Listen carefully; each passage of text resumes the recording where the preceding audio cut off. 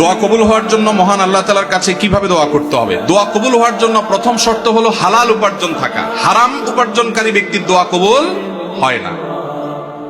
চুরি করে, ডাকাতি করে, টিন চুরি, গম চুরি করে এরপরে মক্কা শরীফ গিয়ে 2 হাত তুলে আল্লাহর কাছে চোখের পানি ফেলে দোয়া করছেন, হাদিস বলছে দোয়া কবুল হবে না। দোয়া কবুল হবে না। নবী করিম সাল্লাল্লাহু আলাইহি ওয়াসাল্লাম পরিষ্কার হাদিস আছে, অনেক দূর থেকে এলোমেলো চুল নিয়ে, ধুলোমলিন শরীর নিয়ে কেউ যদি কাবার চারপাশে হাত তুলে দোয়া করে, আন্না ইউস্তাজাবু লিযালিক, কিভাবে তার দোয়া কবুল হবে? নবীজি বলেছেন, কারণ দেহ, তার শরীর, তার সম্পদ হারাম দ্বারা গঠিত হয়েছে। এই জন্য দোয়া কবুলের জন্য প্রথম শর্ত হলো হালাল উপার্জন থাকা।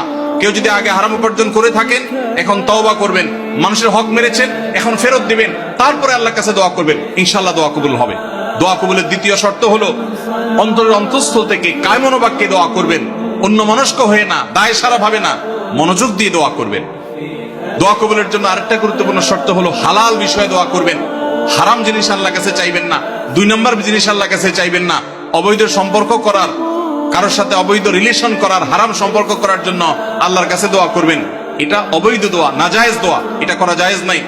বৈধ দোয়া করবেন, নেক দোয়া করবেন, ইনশাআল্লাহ আশা করা যায় আল্লাহ তাআলা দোয়া কবুল করবেন।